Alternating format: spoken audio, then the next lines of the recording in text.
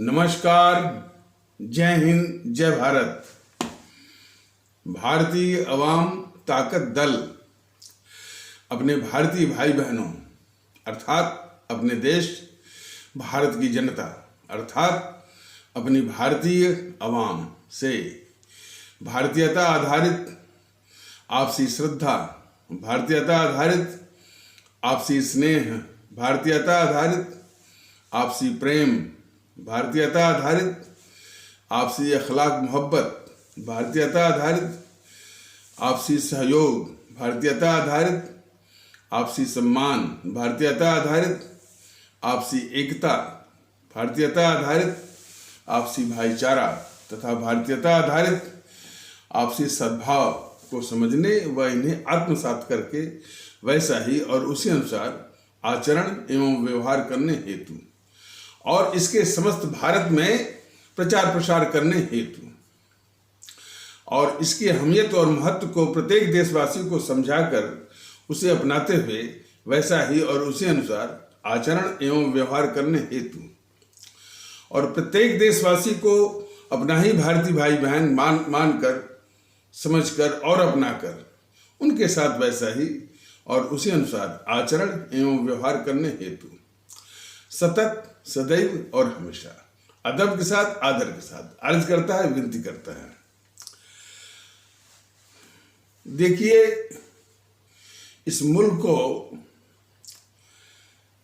यदि ये इस देश को कायम भारतवर्ष राष्ट्र भारतवर्ष के रूप में कायम रहना है तो इस मुल्क को भारतीय एकता की जरूरत है और भारतीय माहौल की जरूरत है। बीजेपी के पहले इन कांग्रेसियों ने, इन जेएनपीसी वालों ने जातिवाद का तांडव और लोग बताते हैं कि शायद जातिवाद के ही चलते वो सत्ता में लगभग 60 साल के आसपास वो कायम रही। उसने शायद एक कम्युनिशन बना रखा था कि हमारे कुछ ब्राह्मण कहे जाने वाले भारतीय भाई बहन, हमारे पिछड़े या उपेक्षित भारतीय भाई बहन जिनको शेड्यूल कास्ट कहते हैं उनका और हमारे इस्लाम आस्था वाले भारतीय भाई बहन। फिर से आप सुन लीजिए, हमारे इस्लाम आस्था वाले भारतीय भाई बहन अर्थात मुसलमान, हमारे उपेक्षित और पिछड़े भारतीय भाई बहन अर्थात अनुसूचित जात और अनुसूचित जनजात और हमारे ब्राह्मण कहे जाने वाले भारतीय भाई बहन, इनका एक जातीय कम्युनिकेशन बना करके ये कांग्रेस जेएनपीसी जो है 60 सालों तक इसने शासन किया और बुरी तरह जातिवाद फैलाया। हालांकि लोग बताते हैं कि मैंने इन 3 तथाकथित जो है जातियों का इसने एक जुमला बनाया, कम्युनिकेशन बनाया, लेकिन सत्ता में सिर्फ एक ही जाति का भला किया वो भी है। खैर, तो जातिवाद इसने फैलाया, सांप्रदायिकता इसने फैलाई और फिर भाषावाद, प्रांतवाद तो मैंने इसने इसका जहर बोया ही और करीब 1000 के आसपास इसने दंगे करवाए और दंगों में किसी की जांच तक नहीं कराई क्योंकि उन दंगों में प्रमुखता इन्हीं सबों का हाथ था और बड़े बड़े भयंकर दंगे हुए हैं। भागलपुर वाला दंगा है, मलियान वाला है, मेरठ वाला है, तमाम अहमदाबाद में तमाम दंगे हुआ करते थे। तो इन्हीं जेएनपीसी के द्वारा जो है वो प्रायोजित सब सांप्रदायिक दंगे थे और इन सबों ने किसी की भी जांच इसलिए नहीं कराई कि यही सब बेनकाब होते और चूंकि इन्हीं सबों का उसमें हाथ था। और इसके बाद ये महोदय आए बीजेपी वाले मोदी महोदय, और इनके जो शिव सालार जो हैं बस वह हिंदू सनातन की रट को लगाए हुए हैं, और एक कन्फ्यूजन भी पैदा कर रहे हैं कि हमारा ये राष्ट्र भारतवर्ष है कि हिंदू राष्ट्र है, पता नहीं क्या है। अब देखिए, हमारे संविधान निर्माताओं ने इतना अथक परिश्रम करके लिए इस देश के लिए एक संविधान बनाया कि हमारा ये देश जो है संविधान से चलने वाला एक भारत राष्ट्र के रूप में विकसित हो। ये दोनों के दोनों दल जो है उस अवधारणा को बिल्कुल तबाह करने पर तुले हुए हैं। और जब से ये मोदी महोदय का शासन आया है और ये सुधांशु त्रिवेदी जो है बराबर कि हमारे देश में संविधान का शासन हो, संविधान के प्रति इज्जत हो, और हमारे देश के लोग एक भारतीय नागरिक के रूप में विकसित हों, इस पर जरा भी चर्चा नहीं करता है। सिर्फ सनातन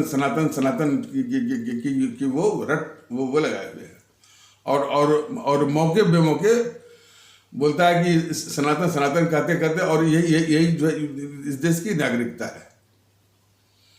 हमारे इस देश को आवश्यकता है साझी सोच की, माने और साझी समझ की, यानी कंपोजिट थिंकिंग और कंपोजिट अंडरस्टैंडिंग, और साझी संस्कृति की, जिसमें सभी पंथ, साजिश मतलब जिसमें सभी पंथों का बराबर की उसमें भागीदारी हो, और एक दूसरे के प्रति मोहब्बत हो। तो साझी सोच, साझी संस्कृति, साझी सोच और साझी समझ, साझी संस्कृति, कंपोजिट कल्चर, और कंपोजिट हेरिटेज, यानी साझी जो है हमारी विरासत, और साझी जो है इतिहास, कंपोजिट हिस्ट्री। ये जो भारतीय जनता दल इसके लिए जो प्रयास कर रहा है, इसके विरोधी जो है हमेशा जो है वो विशेष करके इस्लाम पंथ के विषय में, इस्लाम पंथ का किस तरह से विस्तार हुआ, हिंसा के आधार पर वो विस्तार हुआ, इस्लाम के कई देश हैं उनका उदाहरण भी देते हैं। हमारे देश में जो इतिहास रहा है मुगलों का, उसको आक्रांता बोलते हैं। भारतीय जनता दल के पास अभी साधन नहीं है, अभी सिर्फ जो है सोशल मीडिया का, ये यूट्यूब का जो है वीडियो के पैगाम के माध्यम से ही उसकी कोशिश चल रही है।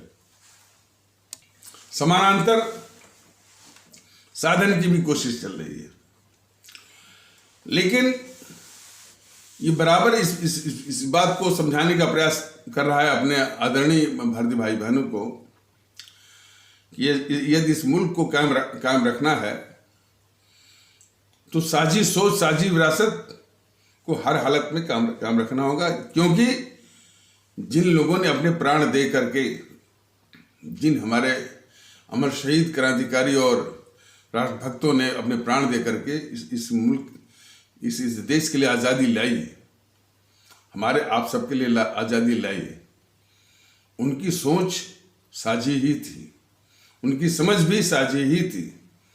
उनकी जो है वो साझी विरासत पर और साझी हेरिटेज पर, कंपोजिट हेरिटेज पर, कंपोजिट हिस्ट्री की अवधारणाओं पर ही वो विश्वास करते थे। और वो हमारे अमर शहीद, ये परम आदरणीय राष्ट्र महानायक, राष्ट्रभक्त शिरोमणि नेताजी सुभाष चंद्र बोस, शहीद आजम भगत सिंह,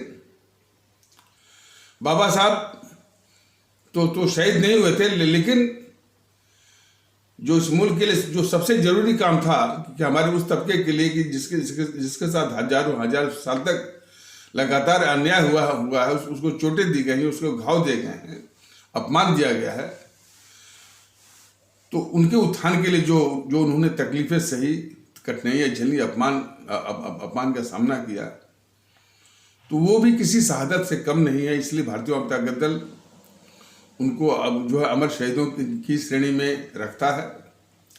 और जब भी उसका बैनर आप कभी देखिएगा और जो बनवाया है और सबके सामने आएगा बैनर या होर्डिंग, उसमें सुभाष चंद्र बोस जी के बाद और भगत सिंह के बाद तीसरे स्थान पर जो है बाबा साहब को ही दिया गया है।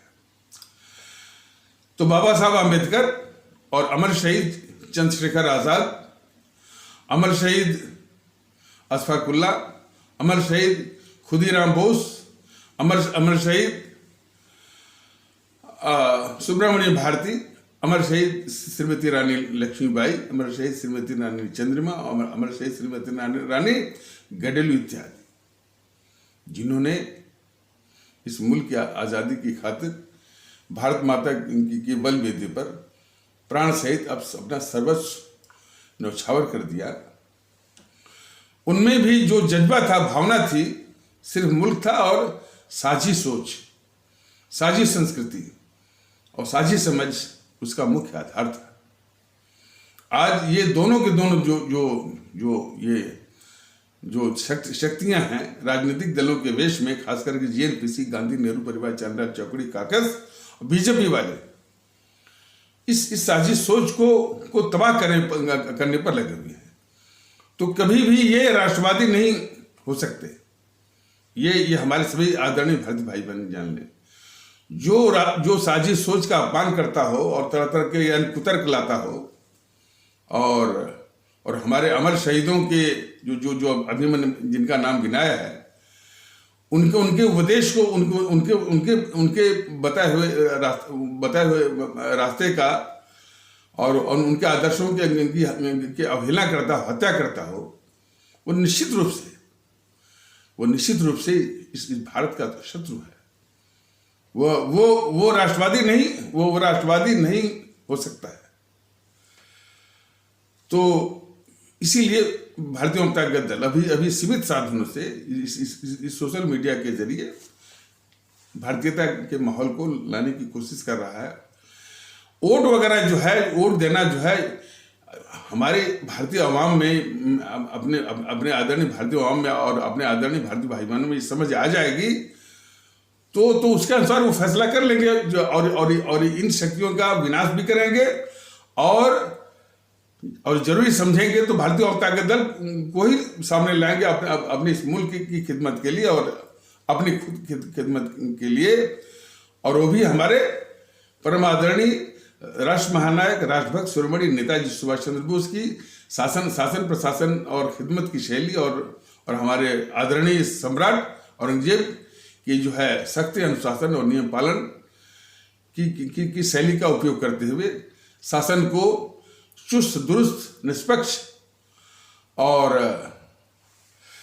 सख्त अनुशासित रख करके और ऐसा ही शासन, ऐसे व्यवस्था जो है गरीब से गरीब, मजलूम से मजलूम को उनको भारतीय नागरिक की इज्जत बख्शते हुए सारी सेवाएं जो है वो देने की व्यवस्था वो करता है।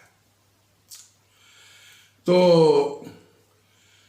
इसलिए अब अपने मुल्क की मजबूती के लिए मुल्क जो है वो शाश्वत रूप में कायम रहे, उसके लिए भारतीयता का माहौल नितांत आवश्यक है।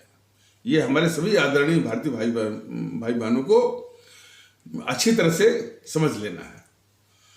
उसी भारतीयता के माहौल को तबाह करने के लिए, उसका विरोध करने के लिए ये बीजेपी के जितने भी सेवा सालार हैं, चाहे वो सुधांशु त्रिवेदी हों, चाहे वो समित पात्रा हों, चाहे वो प्रदीप सिंह हों, चाहे मनीष ठाकुर हों, चाहे हर्षवर्धन त्रिपाठी, बराबर इस तरह के।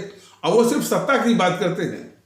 कभी भी हमारे देश की जो समस्या है, एक तो बिखराव है, जातिवाद का बिखराव, संप्रदायवाद का बिखराव, हमारा मुल्क जो है कितने बिखराव से जूझ रहा है, इस पर एक शब्द नहीं बोलते हैं। चाहे हर्षवर्धन त्रिपाठी हो, चाहे प्रदीप सिंह हो, चाहे मनीष ठाकुर हो, चाहे कोई भी हो, सिर्फ बीजेपी को कैसे सत्ता मिले, बस ये है। और सत्ता मिलने के बाद मोदी जी को क्या करना चाहिए, क्या क्या क्या करना उनके लिए मैंने बाध्य है, इस पर एक बात नहीं। अब मोदी जी को मैंने सत्ता में आए हुए करीब मैंने 9 साल यानी होने जा रहे हैं, और जब से मोदी जी आए हैं तब से देश के दुश्मन और देश में नफरत फैलाने वाले दोनों के हौसले बढ़े हुए हैं। इसलिए इनकी इनकी इनकी इनकी इनकी विकास की बातें जो है बिल्कुल बेमानी है। मैंने जैसा कि बताया ना कि ये विकास की बातें बहुत बढ़ चढ़ के, लेकिन मोदी महोदय को, बीजेपी वालों को बताया गया है कि हमारे देश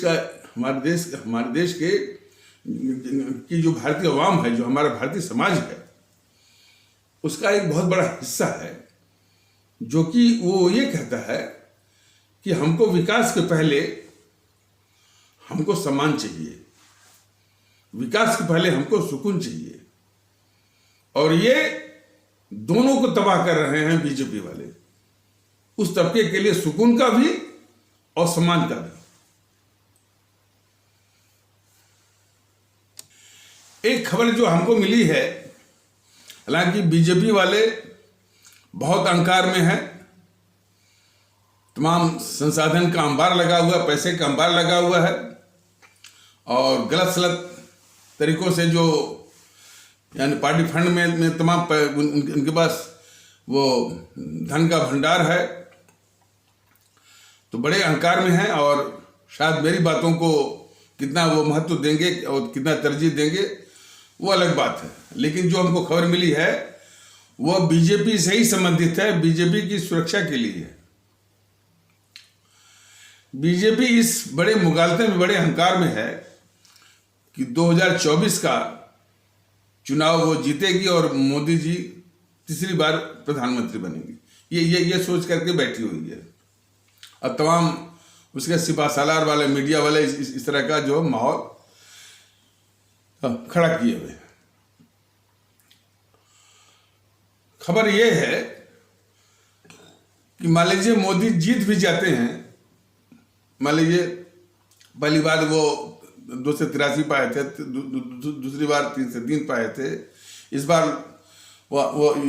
की गणित वो लगा रहे हैं कि वो 3 से 40 पाएंगे, कुछ भी पाए, कितने भी एमपी के साथ वो पाए, चुनाव जीत करके भी सत्ता में वो आ नहीं पाएंगे। ये खबर हमको मिली है।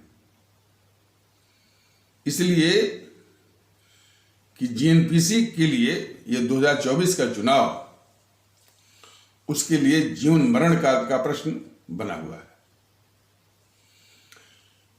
देश के अंदर जो भारत विरोधी ताकतें हैं और कितने रूपों में हैं,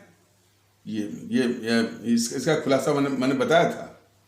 मीडिया है, बौद्धिक वर्ग है, पत्रकारों का गिरोह है, कुछ और भी ताकतें हैं, और जीएनपीसी और कम्युनिस्ट वाले तो खैर हैं ही, और भी हैं, ये हैं। और फिर भारत के बाहर भी जो है वो ताकतें जो है लगी हुई हैं। उन ताकतों का जो मंसूबा है कि मोदी महोदय 2024 का चुनाव जीत करके भी शासन पर नहीं पहुंच पाएंगे, इसका यह मतलब नहीं कि उनकी हत्या हो जाएगी। हत्या कुछ नहीं होगी। एक बहुत बड़ा षड्यंत्र होगा, साजिश होगी कि जीतने के बाद भी वो सत्ता पर काबिज नहीं हो पाएंगे। हमारी बातों पर शायद उनको यकीन ना हो, अहंकार बस, और अपने को बहुत ज्ञानी समझते हो। लेकिन एक बात की चेतावनी मैं उनको दे देता हूं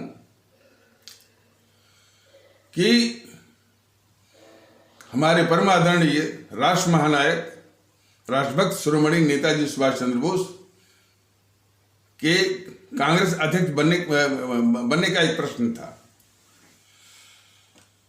1938 में हरिपुरा अधिवेशन में, हरिपुरा कहाँ पड़ता है? गुजरात में। तो हरिपुरा अधिवेशन में नेताजी सुभाष चंद्र बोस सर्वसम्मत से कांग्रेस के अध्यक्ष बन गए थे। ये कांग्रेस का अध्यक्ष का बनना सुभाष चंद्र बोस का, जो जो जो जो जो कांग्रेस अंग्रेजी सरकार की मुखबिरी के लिए बनी थी, उसके लिए दलाली के लिए बनी थी, उसकी चमचागिरी के लिए बनी थी और उसके हितों को साधने के लिए बनी थी, यानी सेफ्टी बाल वाला जो हिसाब है, अब वो सुभाष चंद्र बोस के अधीन वो आई कांग्रेस। तो सभी को तो नहीं, तो मैंने कांग्रेस में सभी को तो नहीं, कुछ तत्वों को जो है बहुत तकलीफ हुई और सुभाष बाबू को भी बहुत तकलीफ हुई ऐसे तत्वों को, यानी राष्ट्रवादी धारा में लाने में। अब दूसरी बात 1939 में जब कांग्रेस के अध्यक्ष का चुनाव होना था, तो ये मंडली, मतलब कि मोहनदास करमचंद गांधी वाली मंडली ने बिल्कुल ठान रखा था कि इस बार सुभाष चंद्र बोस को कांग्रेस का अध्यक्ष किसी भी कीमत पर नहीं बनने देना है। देखिए, अभी से मोहनदास करमचंद गांधी की गद्दारी कर लीजिए या मैंने जो भी कर लीजिए, ये शुरू हो जाती है मोहनदास करमचंद गांधी। तो मोहनदास करमचंद गांधी मंडली का ने ठान रखा था कि अब की बार, मतलब 1939 में सुभाष चंद्र बोस जी को कांग्रेस का अध्यक्ष कैसे भी करके, किसी भी कीमत पर, किसी भी हालत में उनको नहीं बनने देना। तो ये सब पहले से ही वो हल्ला करना शुरू कर दिए। ये गांधी मंडली, मोहनदास करमचंद गांधी मंडली हल्ला करना शुरू कर दिए। मतलब दे स्टार्टेड क्लेमरिंग कि इस बार जो है सर्वसम्मत से चुनाव नहीं होगा। उनको पता था कि सर्वसम्मत वाली बात आएगी तो फिर ये बड़े आराम से सुभाष चंद्र बोस जो है वो कांग्रेस के अध्यक्ष बन जाएंगे।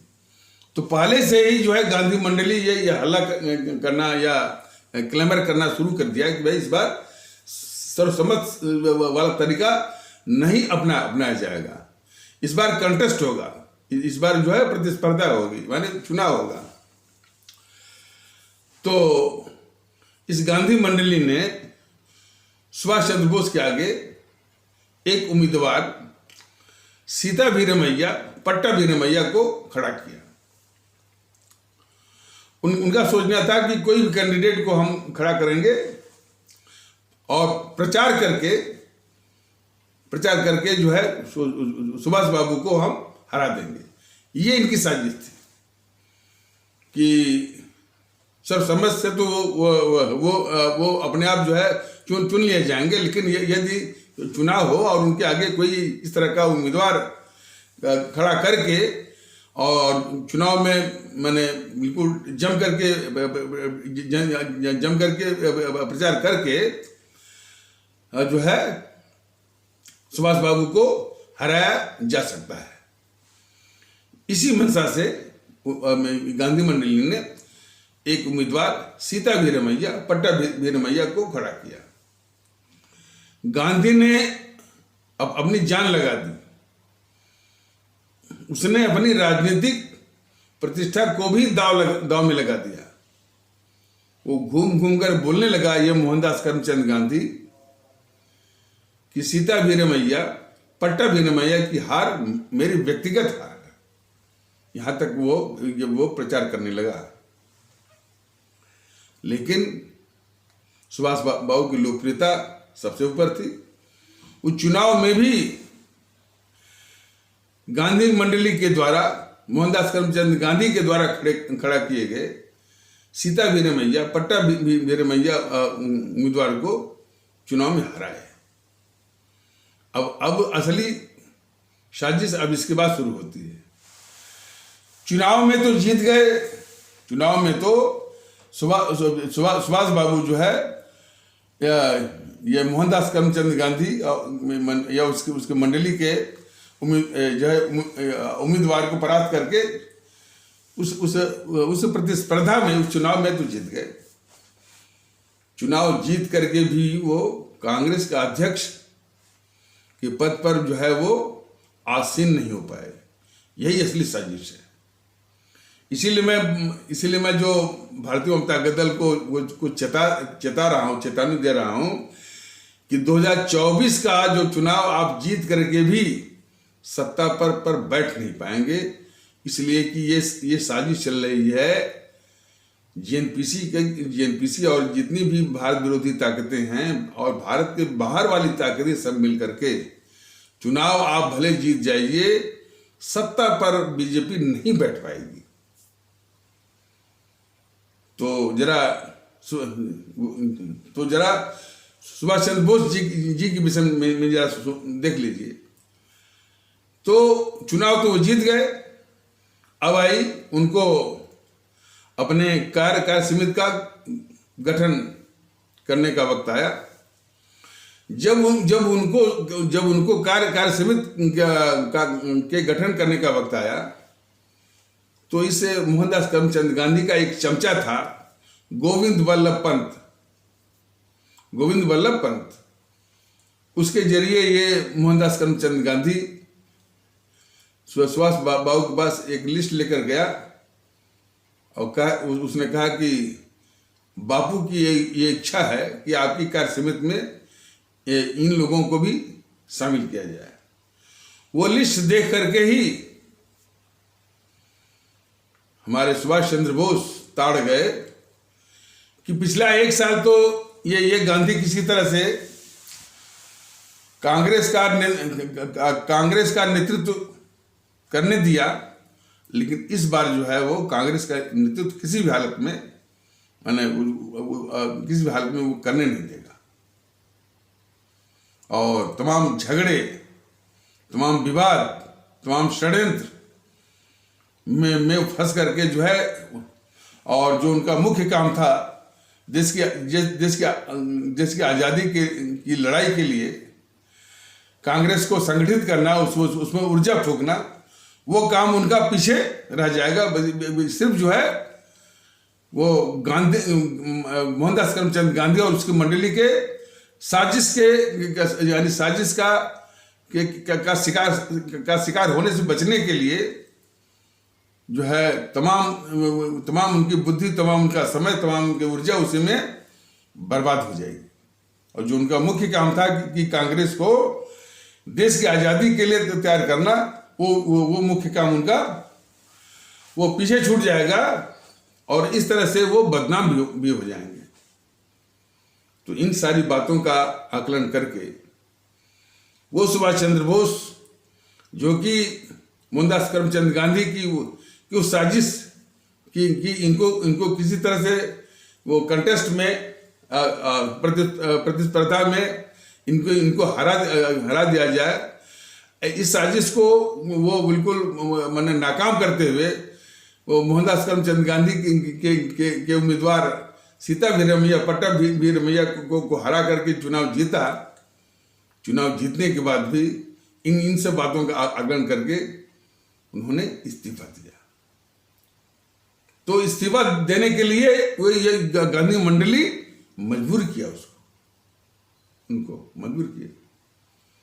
और फिर शायद वो बंगाल प्रदेश कांग्रेस कमेटी में फिर बंगाल चले गए और बंगाल प्रदेश कांग्रेस कमेटी के द्वारा भी ये मोहनदास करमचंद गांधी सुभाष चंद्र बोस के खिलाफ वैसी ही साजिश किया और फिर वो कांग्रेस के बाहर ही हो गए। और फिर उन्होंने देखा कि ये सब मैंने देश की आज़ादी नहीं वो लड़ रहे हैं, बहुत बड़ी साजिश कर रहे हैं सब।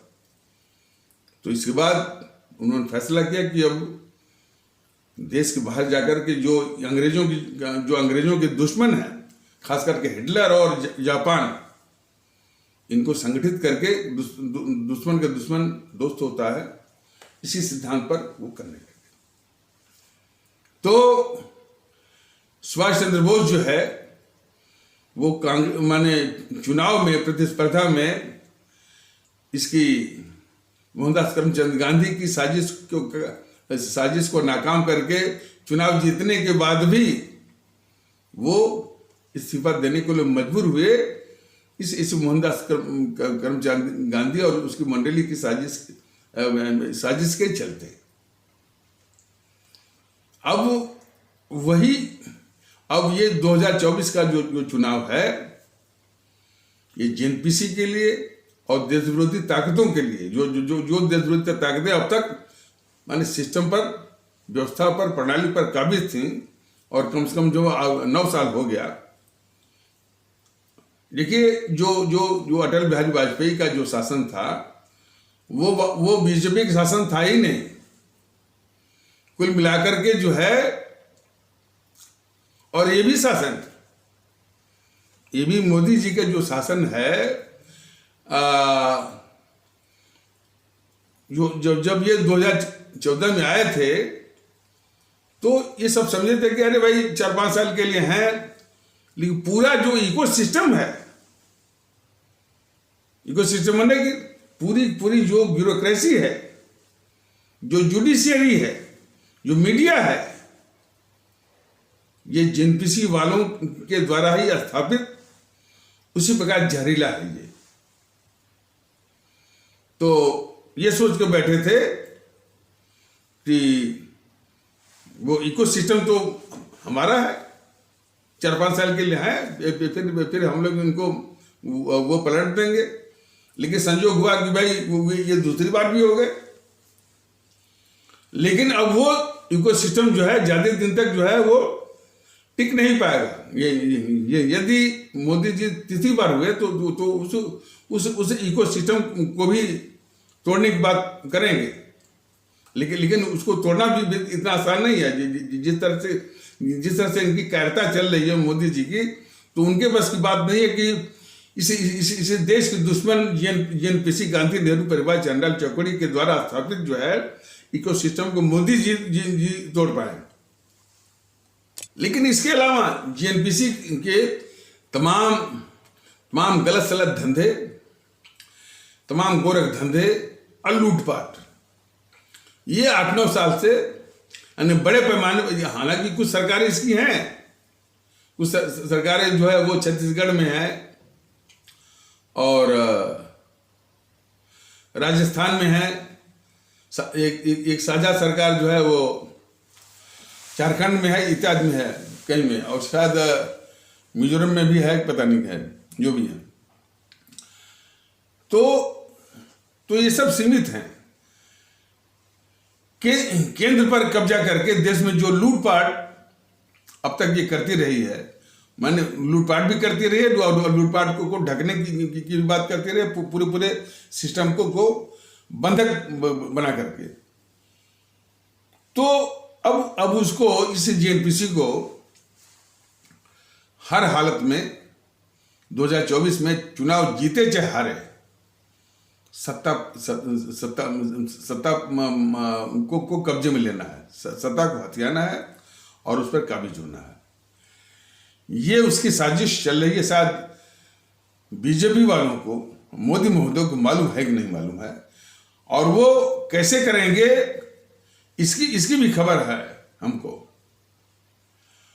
वो किन तरीकों से जो है वो करेंगे। अब बीजेपी वाले जो है, बीजेपी के जितने कार्यकर्ता हैं, पदाधिकारी हैं, वो तो इस मुगालते में है कि बस हम चुनाव जीत गए और सत्ता मिल गई, ये वो भूल जाएं। अब मैंने ये संकेत दे दिया है, बता दिया है बीजेपी वालों के लिए, नड्डा महोदय के लिए, मोदी महोदय के लिए, कि इस साजिश को जरा पहचाने। एक बात और, इस बार यदि जेएनपीसी सत्ता में आई तो इस देश के संविधान को, पूरी व्यवस्था को बिल्कुल तहस नहस कर देगी। फिर कोई आ नहीं पाएगा, जान लीजिए इतना। न कभी चुनाव होंगे, न कोई संविधान चलेगा, सब जो है बिल्कुल एक तरफा, यानी शी जिनपिंग से भी ज्यादा खतरनाक ये बीजेपी वाले जान जाए। और बीजेपी बीजेपी के कार्यकर्ता पदाधिकारी बिल्कुल जो है इस मुगालते से बाहर हो जाए कि 2024 का चुनाव जीतेंगे और मोदी जी को सत्ता मिलेगी। चुनाव तो जीत सकते हैं, बात नहीं है, जनता मन ठीक है, वो उनके पक्ष में वोट देगी तो जीत जाएंगे, लेकिन सत्ता पर वो मोदी जी बैठ नहीं पाएंगे। हमने एक उदाहरण जो है वो नेताजी सुभाष चंद्र बोस के साथ जो ये गद्दार मोहनदास करमचंद गांधी ने जो साजिश की, उसका एक नमूना बता दिया। उससे यदि बीजेपी वाले सीख लेना चाहें तो ठीक है। हाँ, इससे देश का नुकसान बहुत ज्यादा है कि यदि जेएनपीसी सत्ता में आ गई तो सब कुछ तहस-नहस हो जाएगा, और इस बीजेपी की लापरवाही से। खैर, भारतीय जनता दल तो अभी अपने भारतीय भाई बहनों से और संसाधन के लिए भी संघर्ष कर रहा है कि भारतीयता के आधार पर आप लोग एक होइए, और इन दोनों ताकतों को जो सबसे सर्वाधिक खतरनाक इस देश के दुश्मन जीएनपीसी, गांधी नेहरू परिवार, चांदा चौकड़ी काकस या कांग्रेस, और कांग्रेस के साथ चिपकने वाले जो है ये कम्युनिस्ट पार्टी वाले भी हैं, और बाकी दो जो छुटभइये हैं, Samajwadi party, Bahujan Samaj party, TMC इत्यादि जो है, वो सब इसी से ताकत लेते हैं। इस तरह का माहौल जो आप देखते होंगे कि वो ममता बनर्जी भी प्राइम मिनिस्टर बनने की जुगत में है, नीतीश कुमार भी प्राइम मिनिस्टर बनने की जुगत में है, केजरीवाल भी प्राइम मिनिस्टर बनने की जुगत में है, और कभी कभी जो है ये शरद पवार भी कभी कभी मैंने उसकी भी बातें उठने लगती हैं। राहुल जो है वो ताल ठोक ही रहा है। ये सब बातें जो है बिल्कुल माने बकवास की है, सिर्फ ये दिखावा है।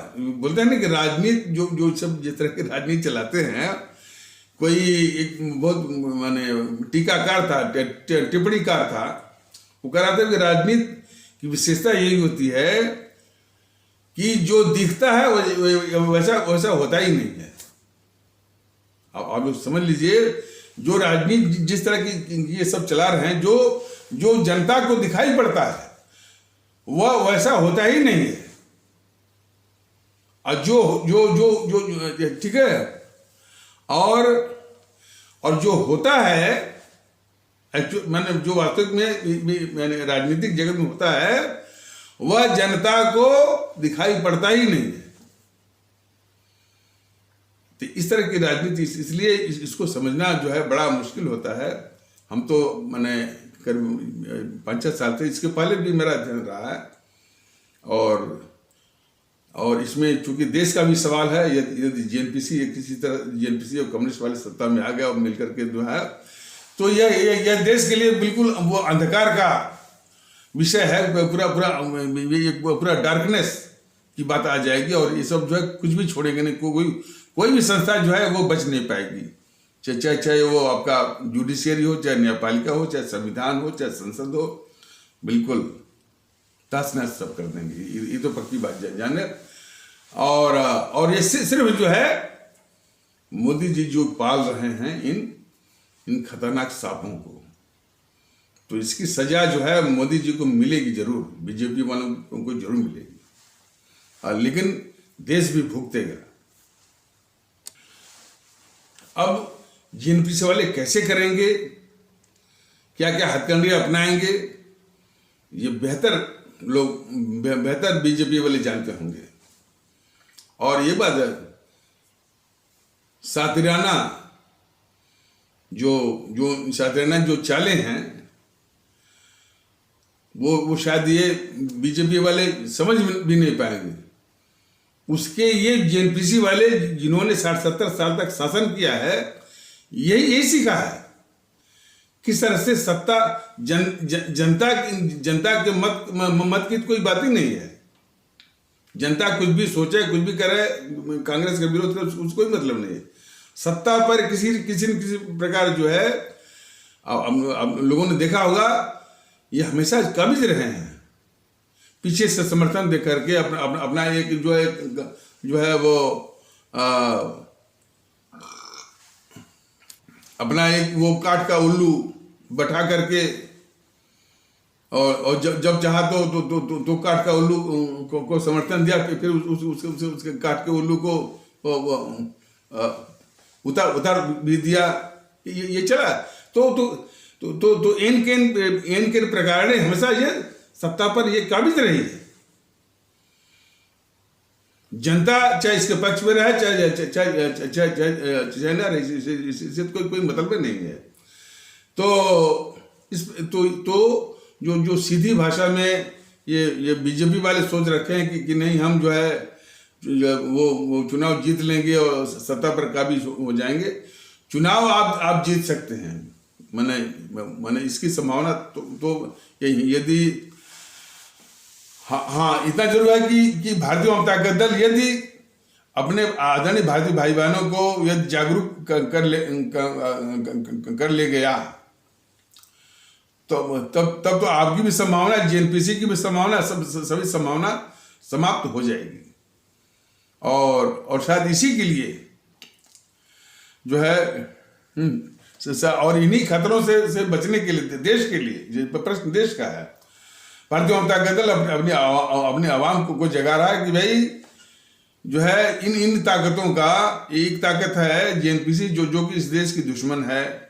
इसके सभी जो नेता फेता हैं जो है इस देश के गद्दार हैं। और बीजेपी वाले जो है न तो जेएनपीसी को देश का दुश्मन मानते हैं, देश का गद्दार मानते हैं, न तो इनके नेताओं और इसके राहुल गांधी इत्यादि को देश का गद्दार मानते हैं। यही तो बीजेपी वालों का सबसे बड़ा राष्ट्रद्रोह है, वो भी राष्ट्रवाद के नाम पर। लेकिन अब जो है नतीजा जो होने वाला है 2024 में, और हमारी आवाम जो जिसके लिए भारतीय जनता दल जागरूक कर रहा है, और यदि जागरूक नहीं हुई और फिर जो है इन्हीं सबों के चक्कर में रही तो वो अंजाम बिल्कुल सामने है कि मोदी महोदय यदि चुनाव जीत भी जाते हैं तब भी वो सत्ता पर बैठ नहीं पाएंगे। तो खैर इन समूह के झगड़े में जेएनपीसी और बीजेपी के झगड़े में जो बलि का बकरा बनेगा वो अपना देश बनेगा, हमारी आवाम बनेगी। इसलिए सोचने की जिम्मेदारी और इस स्थिति से निपटने की जिम्मेदारी, ऐसी स्थिति न आए या इसकी जिम्मेदारी जो है हमारी आवाम पर है। तो बराबर इस बात का वो माने ये अनुरोध किया जा रहा है अपने आवाम से कि भारतीयता के आधार पर एक होइए, जातिवाद का मोह छोड़िए। जातिवाद एक जहर है। अब अभी भी जब भी देखा जाए कि जब भी चुनाव होता है कहीं भी जो है जातिवाद का तांडव बिल्कुल वो देखने को मिलता है, संप्रदायवाद का भी तांडव देखने को मिलता है। और सबसे बड़ी जो इस देश के लिए कष्ट का विषय है कि केजरीवाल इस देश का गद्दार है, राहुल गांधी इस देश का गद्दार है। ये भले बीजेपी वाले उसको ढके हैं, लेकिन हमारी आवाम इनको पहचाने है। और गद्दारों को वोट देना जो है, इससे बड़ा कोई उनको समर्थन देना, उनको वोट देना, उनके लिए सरकारें बनवाना, इससे बड़ा देश का कोई कलंक हो नहीं सकता। यही चिंता जो है भारतीय जनता दल को।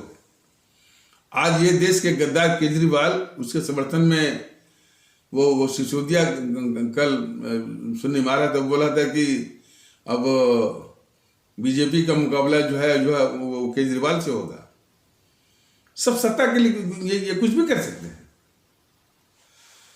सत्ता के लिए कुछ भी कर सकते हैं। कोई तो बोल रहा था कि ये जेएनपीसी वाले यदि उनको सत्ता की गारंटी मिले तो ये देश को भी वो बेच सकते हैं, कोई कह रहा था। और हमको भी लगता है कि भाई कि बस इनको सत्ता चाहिए। दिन रात जो है माने जो लुटियन जो मीडिया है, अब जरा देखिए, लुटियन मीडिया जो है दिन रात जो है वह इसी कांग्रेस जेएनपीसी के पक्ष में हमसे वो माहौल बना रही है।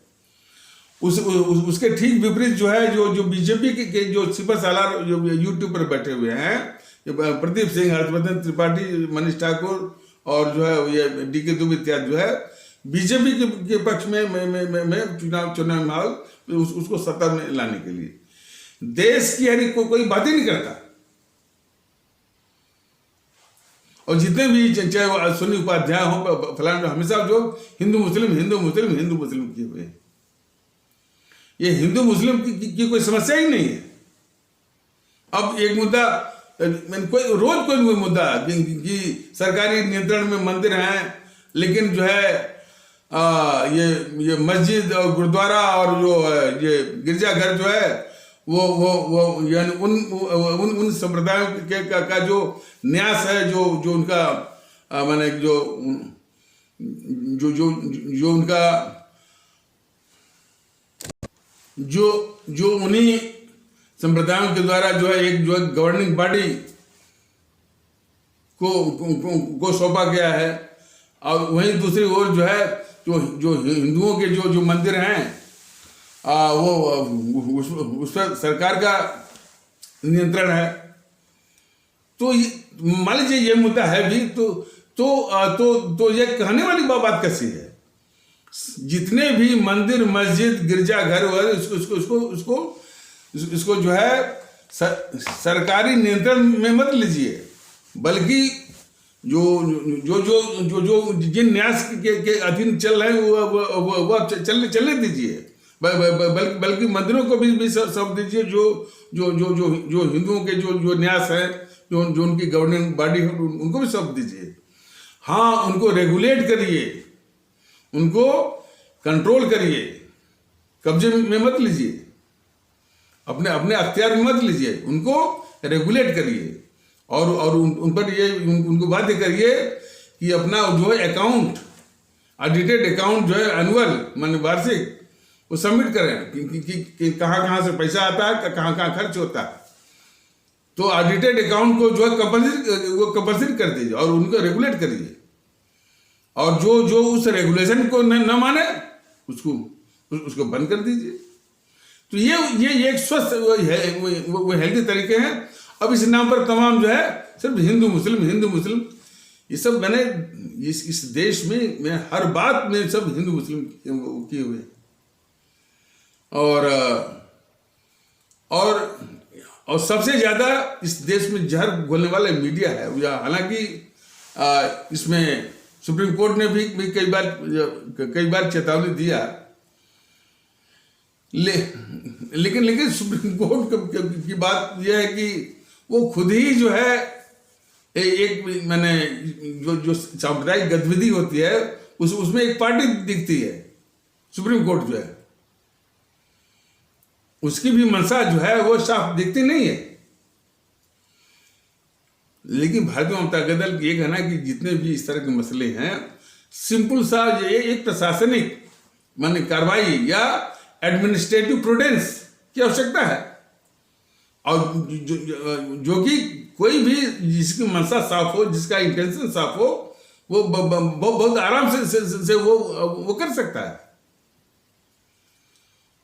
जितने भी मसले हैं आपके, जैसे बार की ये आपका क्या कहते हैं लव जिहाद फलाने है, बिल्कुल आराम से वो तमाम नियम कानून है, शासन प्रशासन है, उसको इस तरह से डील कर सकता है। और जो इस तरह से माने कि प्रेम के नाम पर जो है धोखाधड़ी और पद परिवर्तन की इस तरह से जो साजिश करता है, उसको ऐसी सजा वो कोर्ट को छोड़ दीजिए, ऐसी सजा माने दी जाए उसको, जिसके पक्ष में भारतीय जनता दल है, कि फिर दूसरे के का हौसला और उसका मंसूबा और उसका जो है हिम्मत सब छूट जाए उसकी। तो ये करने की बजाय जो है इसका सिर्फ हुआ खड़ा करना।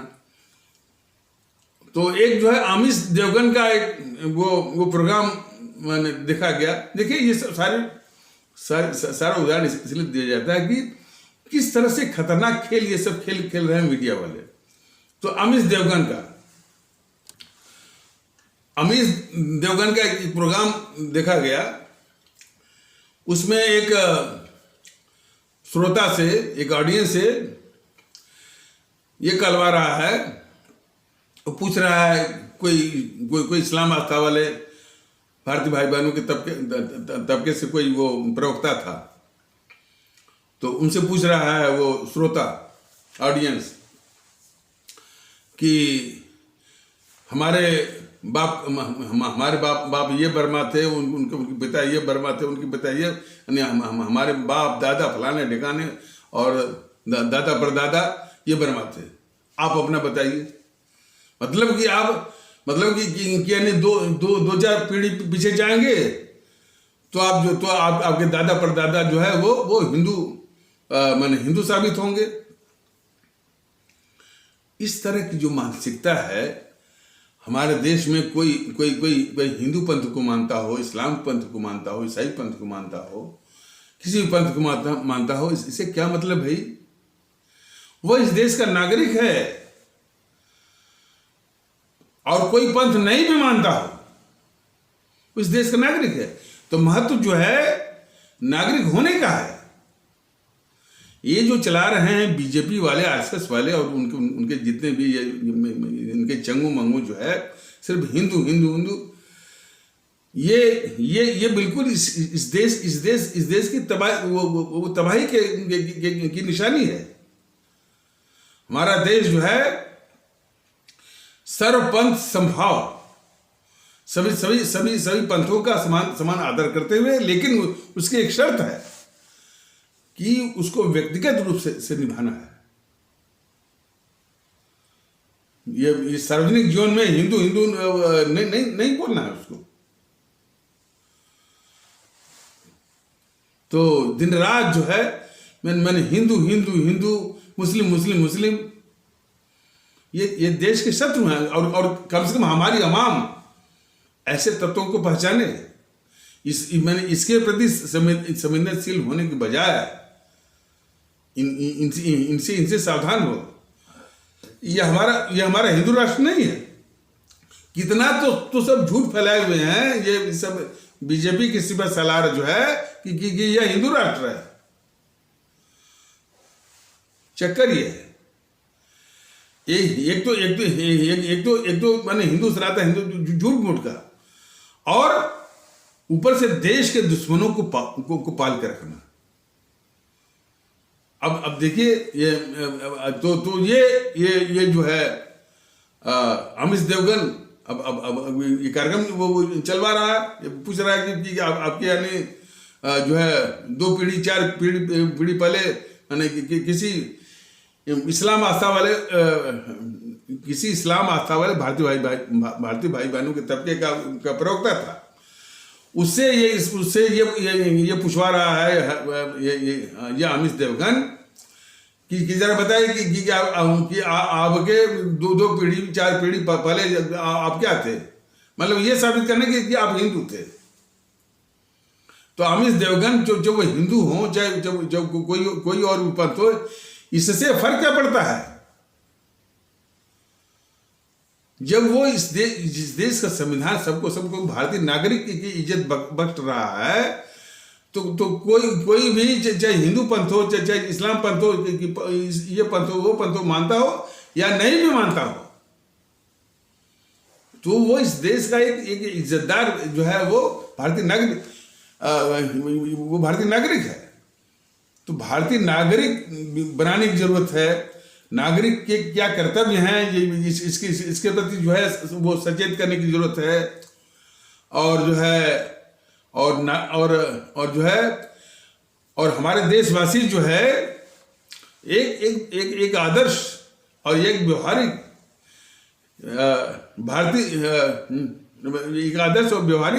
भारतीय नागरिक के रूप में कैसे विकसित हों और कैसे वो उभर के आए, जरूरत इस बात की है, हिंदू के रूप में नहीं।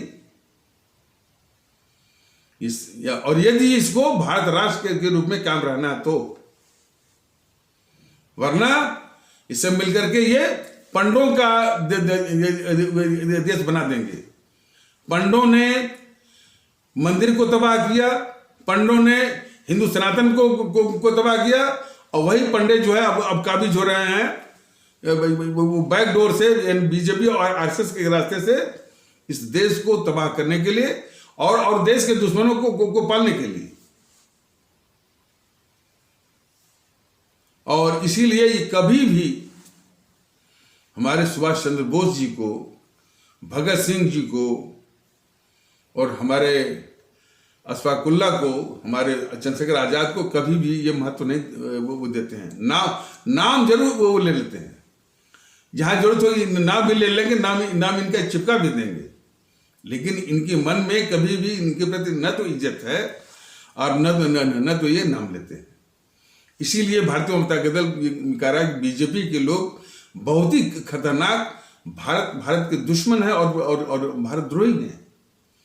इस देश को विकसित होना है कि भारत के संविधान आधारित राष्ट्र के रूप में, और ये दिन रात लगाए हुए हैं कि हिंदू सनातन के रूप में।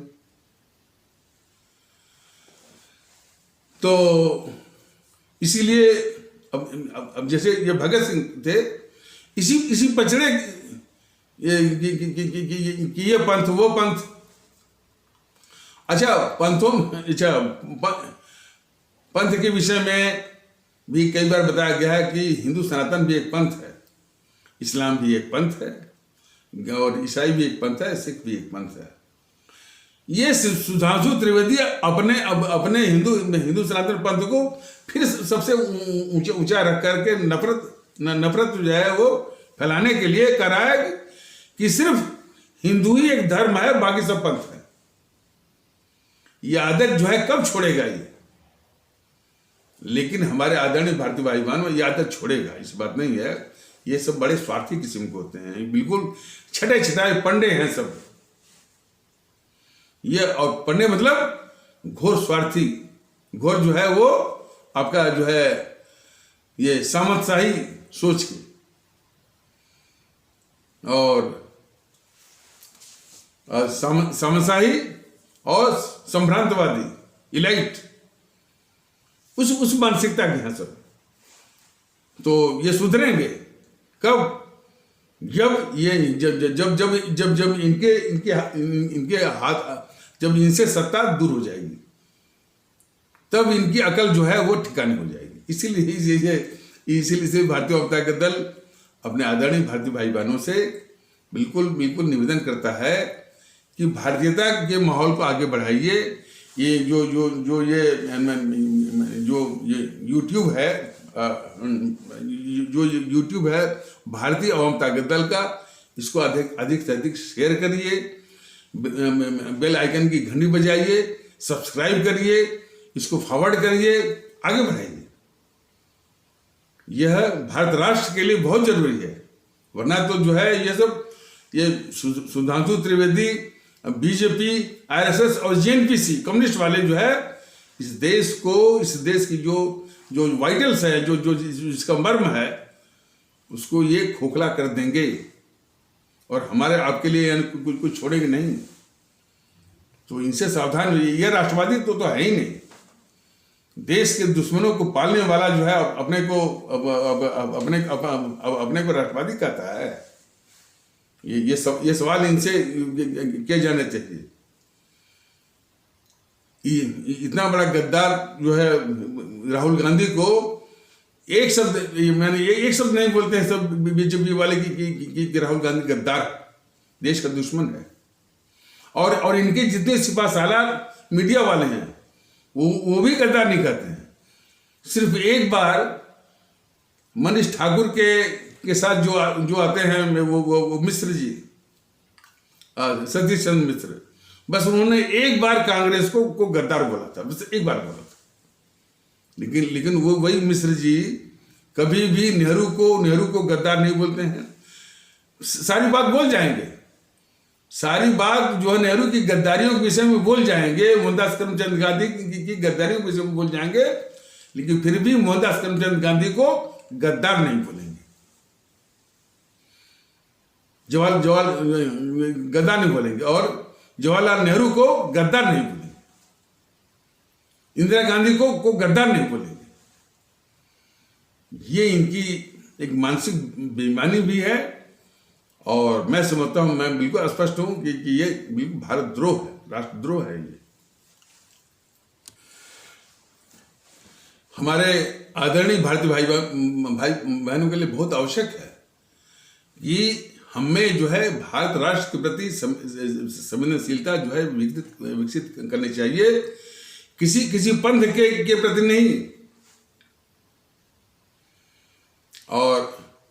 और इस समय जो है, और मैंने बताया भी था, जापान का उदाहरण भी बताया था, मैं कल बताऊंगा भी कि कल फिर से कि जापान जो राष्ट्र जो है जो इतना विकसित हुआ कम ही समय में, वो भी बर्बादी की राख से 1942 में जो जब उसके ऊपर यानी परमाणु बम का हमले से जब वो तबाह हो गया था, तो उस बर्बादी के राख से जो इतना मजबूत आर्थिक रूप से, व्यापारिक रूप से और